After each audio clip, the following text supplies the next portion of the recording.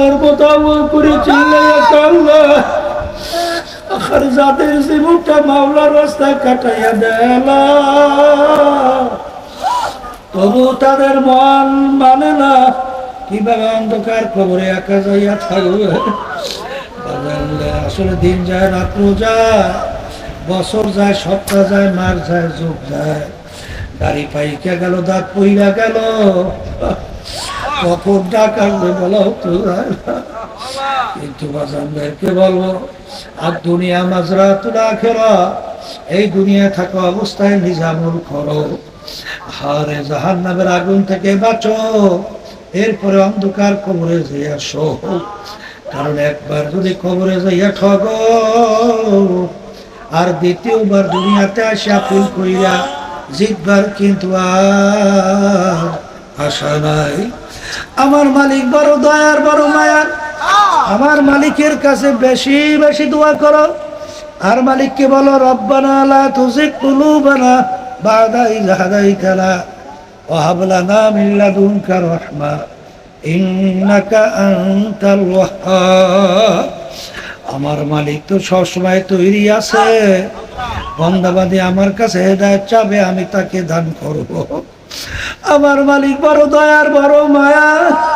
তোমার দিলটাকে ভাঙা দুই চোখের পানি চাইরা যদি আমার মালিকের কাছে তুমি নিজে দুর্বল হইয়া গুনাহ থেকে মাপ চাইতে পারো, আমার মালিক বলেন আমি শুধু গুনাহ মাফ করব তাই না, তোর গুনাহকে আমি নেকের দ্বারা পরিবর্তন কইরা দেব। আর তোমার চোখে যখন লাগে গুনার কথা মনে কইরা, জাহান্নামের কথা মনে কইরা, আমার মালিকের আযাব গজবের কথা মনে কইরা যখন তুই দু চোখের পানি ফালাইয়া কাঁদবি, আমার রহমতের দরিয়া জোশ মারবে।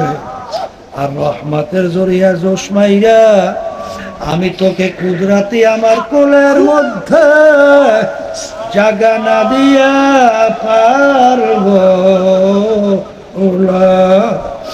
এই জন্য আমার আরাম প্রিয় বাজানদেরকে বলবো, ধনী আমার বাজানদেরকে বলবো, পর্দালে মা বোনদেরকে বলবো, আমার শিক্ষিত পাণ্ডিত বাবাদেরকে বলবো, পর্দালে মা বোনদেরকে বলবো, ভালো করে মনকে বুঝাও।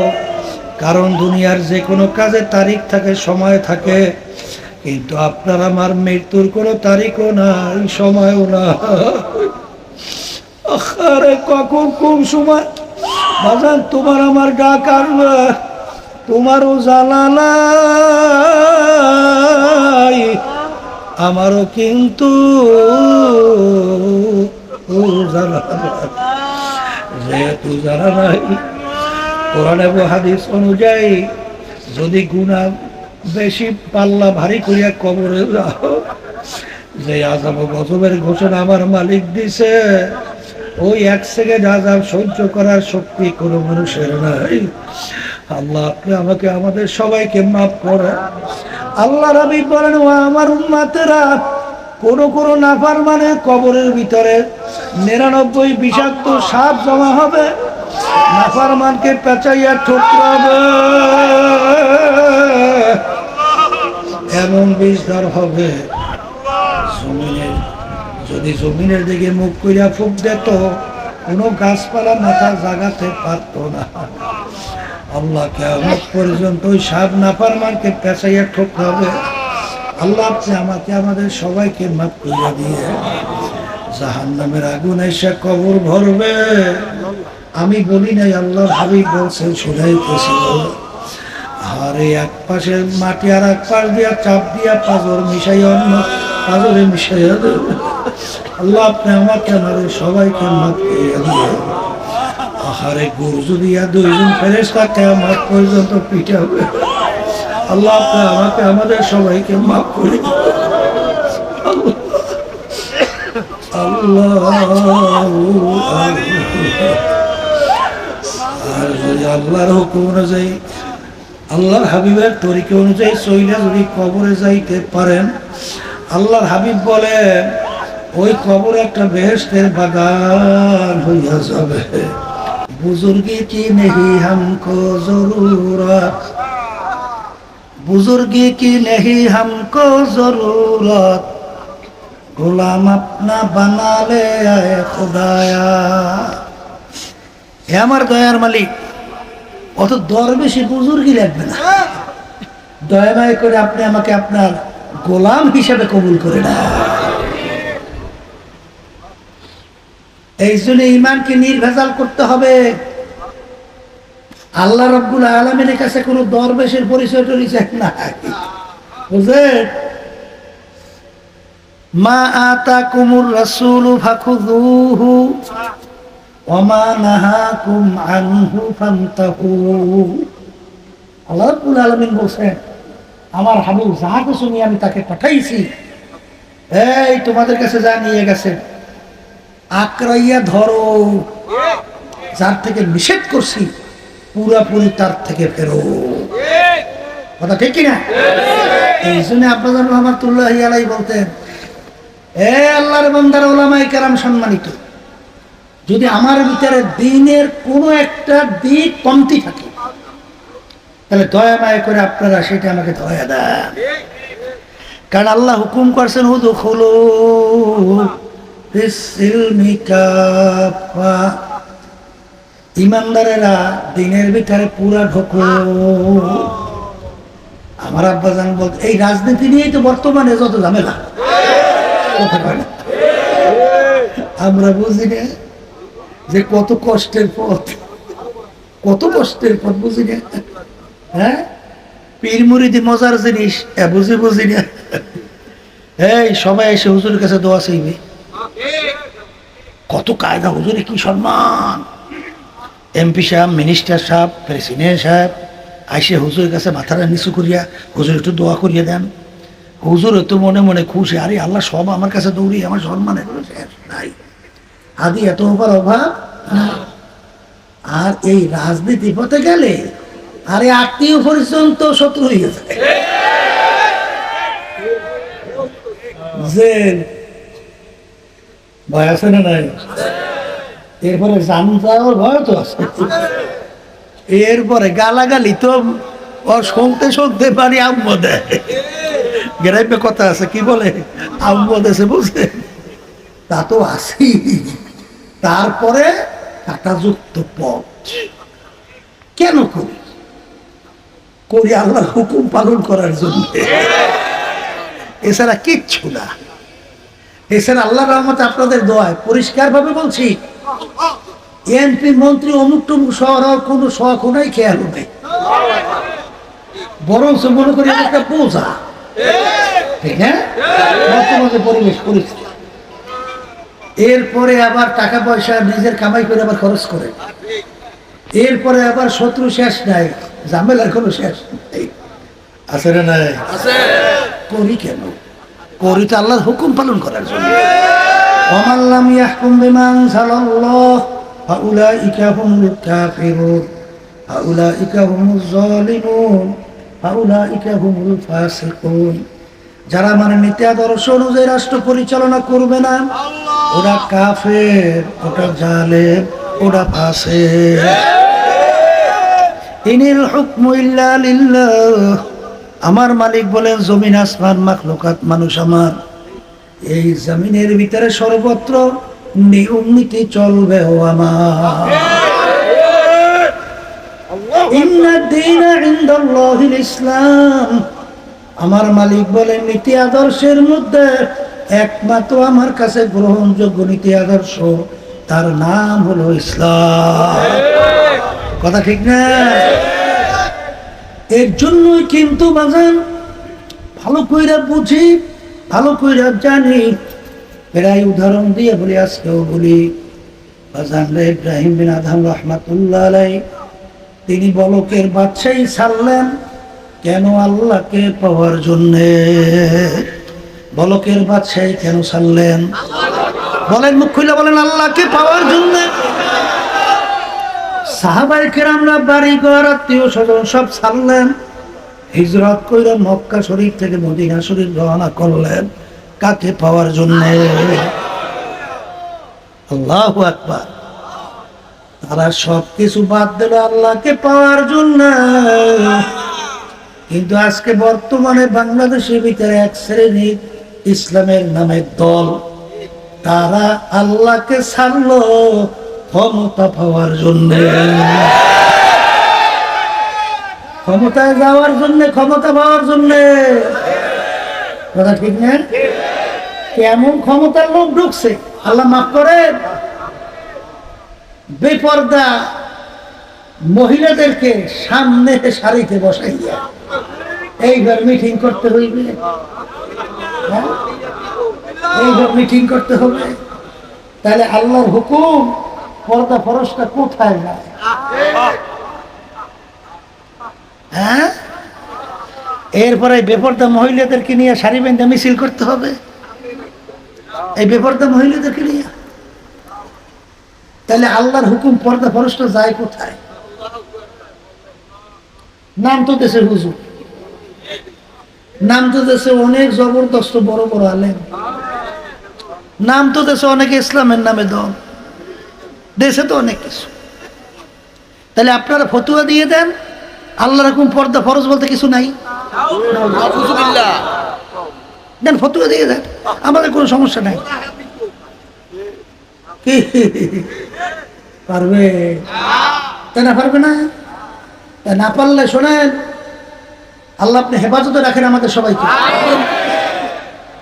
এই যে 2026-এর জাতীয় নির্বাচন, আপনারা জানেন 5ই আগস্টের পরে যে দেশ গড়ার একটা সুযোগ আসছিল, ইসলামকে ক্ষমতায় নেওয়ার একটা সুযোগ আসছিল, মানবতা কল্যাণ মুক্তি পাওয়ার একটা সুযোগ আসছিল। এই সুযোগটা কাজে লাগাবার জন্যে আমরা তো চেষ্টা করছিলাম, সাধ্য ইসলামী দলগুলোকে এক জায়গায় নিয়েও আসছিলাম। কিন্তু যখন দেখি যে কথা ছিল সমঝোতা, সুযোগ পাইয়া নিয়ে গেল নেতৃত্ব, জোট দিয়া নেতৃত্বের আসনে বসছে, তারা আমাদেরকে চালাইবে। বেশ চালাও, দুঃখ নাই, কিন্তু যেখানে ইসলাম থাকবে না সেখানে আমরা থাকবো কিভাবে? এই যেখানে ইসলাম নাই, শরিয়া নাই, তাই ইসলামের নামে দলটার নাম দিলাম কেন? তাহলে গতানুগতিক আওয়ামী লীগ, বিএনপি জাতীয় পার্টি হয়ে গেলেই তো হয়ে গেল, আবার ভিন্ন দল দরকার কি? কোনো দরকার আছে? ইসলামী দল মানে ইসলামী নীতি আদর্শ বাস্তবায়নের জন্য তো দল, ইসলাম নাই আবার কিসের দল? তখন আমরা কি বুঝি না যে ওই সমঝোতায় আমরা থাকলে আমাদের হয়তো বা 20-25টা এমপিও তো হয়ে যাওয়ার সম্ভাবনা ছিল না? এই পরিবেশ হয়ে গেছিল না? তাই সেখানে ওই মুহূর্তে ক্ষমতার দ্বার প্রান্ত থেকে এই ফিরিয়ে আসার কারণ কি? আল্লাহকে পাওয়ার জন্য। কাকে পাওয়ার জন্য? আল্লাহকে। এই রাজনীতি করিও আল্লাহকে পাওয়ার জন্য। অনেকে মনে করছে হুজুর এত সুযোগ ছিল, এত এমপি, আপনারা তো জানেন না। হ্যাঁ, আবার এদের থেকে এমপি গিরি আনা লাগবে কে? আওয়ামী লীগ এলারা আমাদেরকে অনেকগুলো এমপি দেওয়ার জন্য প্রস্তাব দেয় না, বিএনপি দেয় না, এইবার জাতীয় নির্বাচনও দেয় না। তাইলে যদি ইসলাম বাদ দিয়ে এমপি গিরির জন্যই রাজনীতি করতে হয়, তাহলে তোমাদের কাছে যাওয়া লাগবে। আরে সব এক জায়গায় করছিলাম তো ইসলামের জন্য। এই জন্য আবার বাজানদেরকে বলবো, পর্দা আলে মাহবুনদেরকে বলবো, শোনেন খুব হুশ করিয়া তার পা বাড়াইতে হবে। গালাগালি তো কোনো শেষ নেই, কত গায়ে কত আবেজবি কথাবার্তা, এই টাকা খাইয়া অমুক করে সমুক করে তমুক করে না, আবার অমুক এই লিপসে অমুকের বিভিন্ন ধরনের কথাবার্তা বলে না, এগুলো তো শুনতে হয়। তারপরেও কেন করি? আল্লাহকে পাওয়ার জন্য। কথা ঠিক কিনা? আখলিস দীনাকা ইয়াকফিকা আমালুল কালিল, ঈমানকে নির্ভেজাল মজবুত করো, স্বচ্ছ করো, অল্প নেক আমল করবে, নাজাত পাইয়া জান্নাতে যাইতে পারবে। এই আল্লাহর বান্দারা, পর্দালের মা বোনেরা, ঈমান কাকে বলে ভালো কইরা বুঝা শুইনা ঈমানের উপরে চর্চা করেন। আমিনু কামা আমানান নাস, আমিনু কামা আমানান নাস, ঈমান আনো সাহাবায়ে কেরামরা যেভাবে ঈমান আনছিল। সাহাবায়ে কেরামদের ঈমানের ধরনটা কেমন ছিল? তাম দুনিয়া সবকিছু তাদের পায়ের উপরে ফেলালো, আল্লাহর ফজল ও করমে তাদের ঈমান কিঞ্চিত নড়ে না। কথা ঠিক না বেঠে? ঈমান আনতে হইবে এরকম নির্ভেজাল। আর আপনি যদি নিয়াত কইরা চেষ্টা কইরা সামনে পথ চলেন, ঈমান মজবুত কইরা নির্ভেজাল করার দায়িত্ব আমার মালিক নিয়ে নেবে। কথা ঠিক না? এই জন্য তো আল্লাহর ওলিরা দোয়া করতেন, মালিক কারিমা বেবাকশায় বারহালে মা কে হাসতা মাসিরে কামান্দে হাওয়া। আমার দয়ার মালিক একটু দয়া মায়া করে আমার দিকে একটু রহমতের নজরে তাকান। মালিক আমি তো নফসে আম্মারার জিনজিরের ভিতরে আবদ্ধ হইয়া গেলাম। মালিক দয়া মায়া করে জিনজির থেকে যদি আপনি আমাকে পরিত্রাণ না দেন, আমার কোনো উপায় নাই। যখন বন্দাবান্দি এরকম নির্ভেজাল স্বচ্ছ ঈমান নিয়া মজবুত হয়ে যখন পথ চলবে, তখন আমার মালিক ওয়াদা করেন, আল্লাযীনা জাহাদু ফীনা লানাহদিয়ান্নাহুম সুবুলানা ওয়া ইন্নাল্লাহা লামাআল মুহসিনিন। হে বান্দাবান্দি, তোমাদের কোনো চিন্তা নাই, তোমরা ইখলাস নিয়ে নির্ভেজাল ঈমান নিয়ে সামনে পথ চলো। যত বাধা, যত মুসিবত, যত বিপদ আসুক না কেন, আমি তোমাদের কাছে বলছি, তোমাদের রাস্তায় চলার জন্য বহুত রাস্তা আমি খুইলা দেব। আল্লাহ রাব্বুল আলামিন কিভাবে রাস্তা খোলে তা বাজান বহুত অংশে বহুত পরীক্ষায় দেখছি। আব্বাজান রহমাতুল্লাহি আলাইহি সময় দেখছিলাম বাজান, আমরা পর্যন্ত বেচাইন হয়ে গেছি। আল্লাহর কুতুব কি সিদ্ধান্ত নিল? সব যায় একদিকে, আল্লাহর কুতুব যায় অন্যদিকে। কি অবস্থা হবে? না আল্লাহর কুতুব ইন্তেকাল হওয়ার পরে না মানুষ কবরে আবার না নাউজুবিল্লাহ গালাগালি করবে, এরকম ভাবে ভয় আমাদের ভিতরে আসছিল।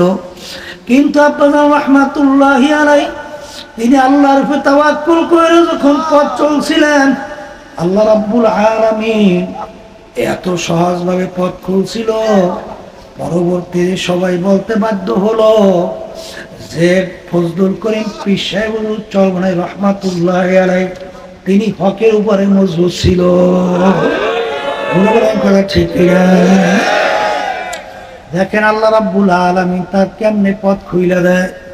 এই জন্য আমার বাজানদেরকে বলবো, পর্দার এই মা বোনদেরকে বলবো, সাময়িক দুনিয়ার কিছু সম্পদ, কিছু সম্মান, কিছু অর্থ, কিছু টাকা, ওই আজকে যখন গাড়িতে আসতে আছি তখন থেকে একটা গাড়ির পিছনে দেখি লেখা যে সম্পদ খাইবে লোকে, সম্পদ খাইবে লোকে, আর তোমাকে খাইবে পোকে।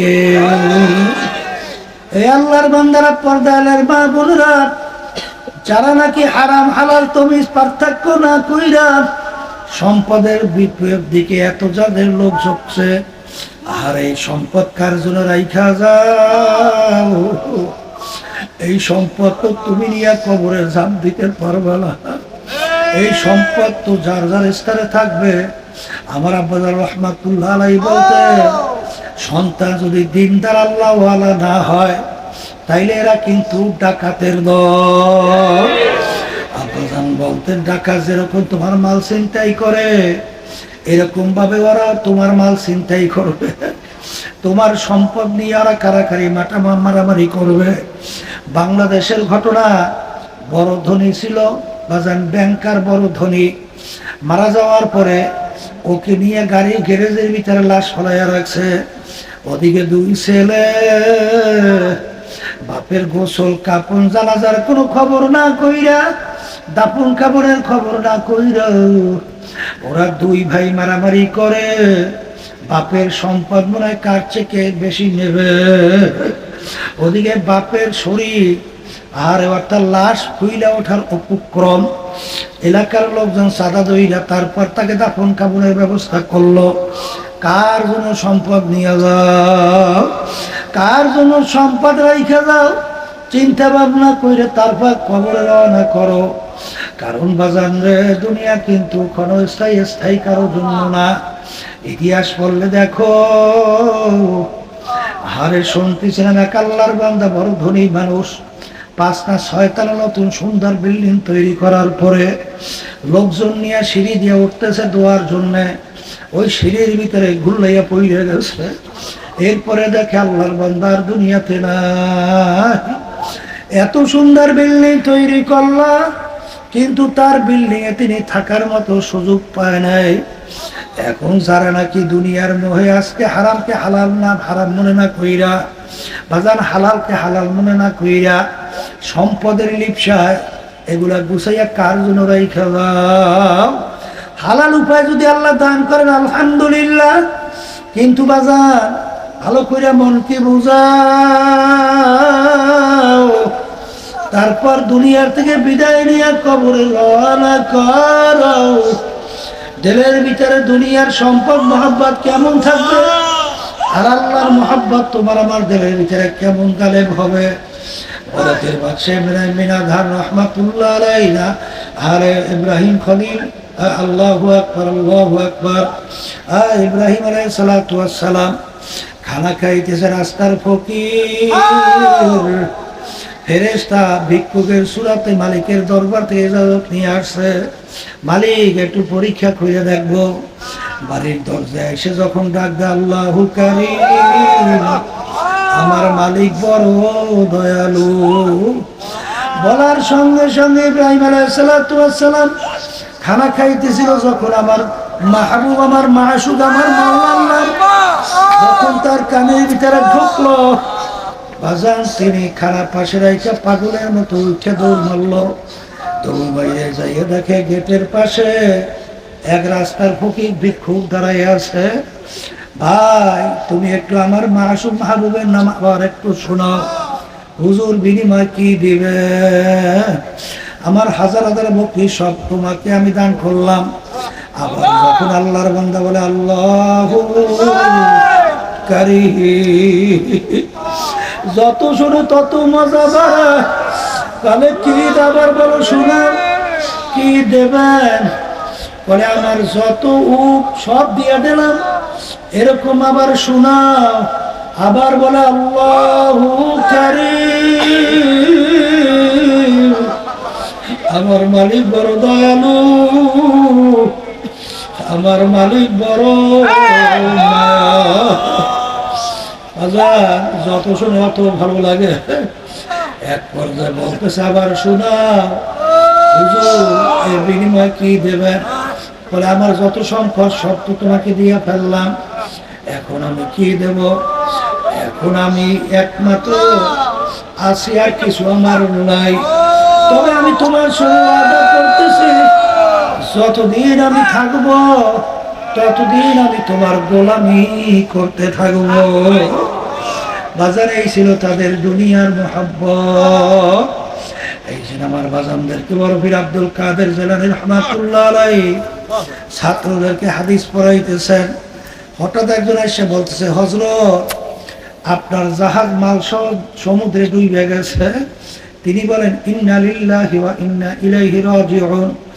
এই কথা বললে যখন মাথা নিচের দিকে নামাইয়া একটু চুপ কইরা থাইকা আবার মাথা উঠাই বলে বাবা পড়ো। ছাত্ররা বলে হযরত কিছু তো বুঝলাম না, আপনি যখন শুনলেন জাহাজ মাল সহ ডুবছে তখন বলেন ইন্না লিল্লাহি ওয়া ইন্না ইলাইহি রাজিউন। এরপরে মাথা নিচু করে একটু চুপ থেকে আবার উঠে বলেন বাবা পড়ো, ব্যাপার তো কিছু বুঝলাম না। তখন বলে বাজার আমি যখন শুনলাম তখন সুন্নাত হিসাবে আমি বলছি ইন্না লিল্লাহি ওয়া ইন্না ইলাইহি রাজিউন। এরপরে আমি চক্ষু বন্ধ করে আমার দিলের দিকে তাকাইয়া আছি, যে সম্পদ যে জাহাজ মাল সহ ডুবে গেল, এতে আমার ভিতরে কোনো দিলের ভিতরে প্রেশানি অস্থিরতা আসছে কিনা? না, আলহামদুলিল্লাহ আমার দিলের ভিতরে কোনো পেরেশানি আসে না। এ আল্লাহর বান্দারা, পর্দা আলার মা বোনেরা, দুনিয়ার মালের মহব্বত আল্লাহ ওয়ালাদের কাছে কেমন ছিল? উসমান গনি রাদিয়াল্লাহু তাআলা আনহু এত বড় ধনী, মাল বোঝাই উটের বহর আসছে, আরে মালের মূল্য বড় ছিল, 1 টাকায় প্রায় 4 টাকা মূল্য। আরে একজনের বাজান এমন দাম উঠা গেল, তখন বলতেছে আমার চেয়ার সে বড় একটা সুসংবাদ আছে। কি বলে? 1 টাকায় 10 টাকা। এই কথা বলে সমস্ত মালের বহর আল্লাহ রাস্তায় দান কইরা দিল। বাজান এইভাবে তাদের দিলের অবস্থান ছিল। আমার আব্বাজান রহমাতুল্লাহ আলাইহি বলতে, বাজান ধনী হইয়াও কিন্তু আল্লাহর ওলি হইতে পারে, আবার রাস্তার ফকির হইয়াও কিন্তু দুনিয়াদার হইতে পারে। কারণ অনেক বড় ধনী, সে বড় দামি বিছানায় শুয়ে আল্লাহকে বলে না, সে সব সময় খেয়াল করে মালিক আমি যদি দুনিয়া থেকে বিদায় নিয়ে মাটির গর্ভে কবরের ভিতরে থাকবো, সেদিন যদি তুমি আমার কবরের বাতি না জ্বালাও, তখন তো কবর অন্ধকার হয়ে যাবে। দয়া মায়া করে তুমি আমার কবরকে আলোকিত করলো। বাজারে কিন্তু দিলের ব্যাপার। আর এক শ্রেণীর রাস্তার ফকির দেখবে, আরে সারাদিন মানুষের কাছে চায়, ওদিকে নামাজও ঠিক মতো পড়ে না। জোরে বলেন কথা ঠিক কিনা? এই জন্য আমার বাজানদেরকে বলবো, ঈমানকে নির্বাচন স্বচ্ছ করো। কারণ আল্লাহ হাবিব বলেন, হারাম মালের দ্বারা যে রক্ত এবং গোশত তৈরি হবে, তার জায়গা জাহান্নাম ছাড়া হবে না। এ আল্লাহর বান্দারা, পর্দা আলের মা বোনেরা, এইটা বিশ্বাস করিয়াই তো সাহাবায়ে কেরামদের ইতিহাস পড়ো, তাদের ঈমানের অবস্থা দেখো। দুনিয়াও যদি তাদের পায়ে ফালাইতো, আল্লাহর ফজল করমে ঈমান 1 কিঞ্চিত লড়তো না। এই ক্ষেত্রে যে আমার আব্বাজান বলতেন, কারো ঈমানের মূল্য 10, কারো 100, কারো 1000, কারো লক্ষ, কারো কোটি। আর এক শ্রেণী আল্লাহর বান্দাবাদী দুনিয়ার মধ্যে আছে, তাদের তামাম দুনিয়াও যদি পায়ের উপরে ফালাইয়া রাখা হয়, আল্লাহর ফজলে করবে ঈমান বিক্রি হবে না। মালিকের কাছে দোয়া করতে হবে, মালিক আপনি দয়া মায়া করে আমাদেরকে নির্ভেজাল ঈমান দান করেন, আল্লাহুম্মা আমিন। দ্বিতীয় বলছিলাম, নেক আমল করতে হবে। নেক আমল কোনটা সবসময় খেয়াল রাখা লাগবে। যেরকম ইচ্ছে সেরকম আমল করলেই হবে না। কারণ বাজান, আল্লাহ রাব্বুল আলামিন প্রত্যেক নামাজে তোমাকে আমাকে শিক্ষা দেয়, ইহদিনাস সিরাতাল মুস্তাকিম সিরাতাল লাযীনা আন'আমতা আলাইহিম গায়রিল মাগদুবি আলাইহিম ওয়ালাদ-দাল্লিন। মালিক আপনি আমাকে সিরাতাল মুস্তাকিমে চালান। কোন সিরাতাল মুস্তাকিম? যেই পথে চলার পরে আপনার পক্ষ থেকে যাদের উপরে আপনার নেয়ামত বর্ষিত হয়েছিল, কাদের উপরে আল্লাহর নেয়ামত বর্ষিত হয়েছিল? মিনান নাবিয়্যিন ওয়াস সিদ্দিকিন ওয়াস শুহাদাই ওয়াস সালিহিন ওয়া হাসুনা উলাইকা রাফিকা। নবীদের উপরে, সিদ্দিকিনদের উপরে, শুহাদা কেরামদের উপরে, নেককার পরহেজগার আল্লাহওয়ালাদের উপরে। আমার বাজানদেরকে বলবো, তাদের কাজ, তাদের আমলই হইল নেক আমল। তাদের আমলই হইল নেক আমল। এইটা তালাশ করে যাই না বুঝা, তারপর সেই আমল কইরা ঈমানকে নির্বাচন কইরা তারপর দুনিয়া থেকে বিদায় নিয়ে কবরে যাওয়া লাগবে। এই যে তরিকা শোনেন, সর্বনায় তরিকার নাম হলো চিশতিয়া সাবিরিয়া তরিকা। আমার বাজানদেরকে বলবো, পর্দা আলে মা বোনদেরকে বলবো, এই তরিকার যে 5টা ঔষধ তোমার আমার জন্য আল্লাহর কুতুবেরা রেখে গেছেন, এর মূল লক্ষ্য উদ্দেশ্য হলো ঈমানকে নির্ভেজাল মজবুত করা, আর নেক আমল চিনা, নেক আমলের ভিতর মজবুত হইয়া নেক আমল বাড়ানো। আর বাজান, গুনাহ থেকে ফেরা, আর চোখে পানি আসে না, আহারে চোখে পানি আসার ব্যবস্থা করা। কারণ কলব যদি ভালো পরিষ্কার স্বচ্ছ না হয়, বাজান তেল নরম না হইলে চোখে পানি আসে না। এই জন্য আমার ভাইদেরকে বলবো, পর্দা আলে মা বোনদেরকে বলবো, আহারে আল্লাহর কুতুবদেরকে দেখতাম, আব্বাজান রহমাতুল্লাহি আলাইহি দেখতাম, আল্লাহ পোলাপানের কথা করে চিল্লাইয়া আল্লাহ, আখার যাদের জীবনটা মাওলার রাস্তায় কাটাইয়া দেলা, তবু তাদের মন মানে না কিভাবে অন্ধকার কবরে একা যাইয়া থাকবে। আসলে দিন যায়, রাত্র যায়, বছর যায়, সপ্তাহ যায়, মাস যায়, যুগ যায়, গাড়ি পাইকা গেল, দাঁত পইরা গেল, কখন ডাক আসবে বলা হতো যায় না।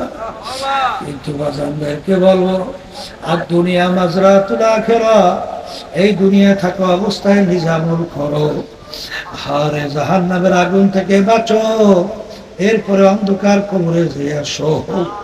কারণ একবার যদি কবরে যাইয়া ঠগো, আর দ্বিতীয়বার দুনিয়াতে আসা ফুল কইরা জিতবার কিন্তু আর আশা নাই। আমার মালিক বড় দয়ার, বড় মায়ার। আমার মালিকের কাছে বেশি বেশি দোয়া করো, আর মালিককে বলো, রব্বানা লা তুজিগ কুলুবানা বাদা ইয হাদাইতানা ওয়া হাব লানা মিন লাদুনকা রাহমা ইন্নাকা আনতাল ওয়াহ্হাব। আমার মালিক তো সবসময় তৈরি আছে, বান্দাবাদী আমার কাছে হেদায়েত চাবে, আমি তাকে দান করব। আমার মালিক বড় দয়ার, বড় মায়া। তোমার দিলটাকে ভাঙা দুই চোখের পানি চাইরা যদি আমার মালিকের কাছে তুমি নিজে দুর্বল হইয়া গুনাহ থেকে মাপ চাইতে পারো, আমার মালিক বলে, আমি শুধু গুনাহ মাফ করব তাই না, তোর গুনাহকে আমি নেকের দ্বারা পরিবর্তন কইরা দেব। আর তোমার চোখে যখন নাকি গুনার কথা মনে কইরা, জাহান্নামের কথা মনে কইরা, আমার মালিকের আযাব গজবের কথা মনে কইরা যখন তুই দু চোখের পানি ফালাইয়া কাঁদবি, আমার রহমতের দরিয়া জোশ মারবে। আর রহমতের জরিয়া জোশ মাইরা আমি তোকে কুদরাতি আমার কোলের মধ্যে জাগা না দিয়া পারব। এই জন্য আমার আরাম প্রিয় বাজানদেরকে বলবো, ধনী আমার বাজানদেরকে বলবো, পর্দালে মা বোনদেরকে বলবো, আমার শিক্ষিত পাণ্ডিত বাবাদেরকে বলবো, পর্দালে মা বোনদেরকে বলবো, ভালো করে মনকে বুঝাও। কারণ দুনিয়ার যে কোনো কাজে তারিখ থাকে, সময় থাকে, কিন্তু আপনার আমার মৃত্যুর কোনো তারিখও নাই, সময়ও না। আরে কখন কোন সময় বাজান তোমার আমার ডাক আসবে, তোমারও জানা নাই, আমারও কিন্তু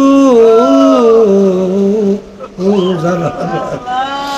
যেহেতু জানা নাই, কোরআন এবং হাদিস অনুযায়ী যদি গুনাহ বেশি পাল্লা ভারী করিয়া কবরে যাও, যে আযাব গজবের ঘোষণা আমার মালিক দিছে, ওই এক সেকেন্ড আযাব সহ্য করার শক্তি কোনো মানুষের নাই। আল্লাহ আপনি আমাকে আমাদের সবাইকে মাফ করে। আল্লাহ হাবিব বলেন, ও আমার উম্মতেরা, কোন নাফরমানে কবরের ভিতরে 99 বিষাক্ত সাপ জমা হবে, নাফরমানকে পেঁচাইয়া ঠুকরাবে, এমন বিষধর হবে, জমিনের যদি জমিনের দিকে মুখ কইরা ফুক দিত, কোনো গাছপালা মাথা জাগাতে পারত না। আল্লাহ কিয়ামত পর্যন্ত ওই সাপ নাফরমানকে পেঁচাইয়া ঠুকরাবে। আল্লাহ আপনি আমাকে আমাদের সবাইকে মাফ করিয়া দিয়ে জাহান্নামের আগুন এসে কবর ভরবে। আমি বলি নাই, আল্লাহর হাবিব বলছেন, শুনাইতেছি। আরে এক পাশে মাটি আর এক পাশ দিয়া চাপ দিয়া পাঁজর মিশাই, অন্য পাঁজরে মিশাইয়া দেবে। আল্লাহ আপনি আমাকে আমাদের সবাইকে মাফ করিয়া দিয়ে আহারে গুরজু দিয়া দুইজন ফেরেশতা কিয়ামত পর্যন্ত পিটাবে। আল্লাহ আপনি আমাকে আমাদের সবাইকে মাফ করে আল্লাহ। আর যদি আল্লাহর হুকুম অনুযায়ী, আল্লাহর হাবিবের তরিকা অনুযায়ী চইলা যদি কবরে যাইতে পারেন, আল্লাহর হাবিব বলেন ওই কবর একটা বেহেশতের বাগান হইয়া যাবে।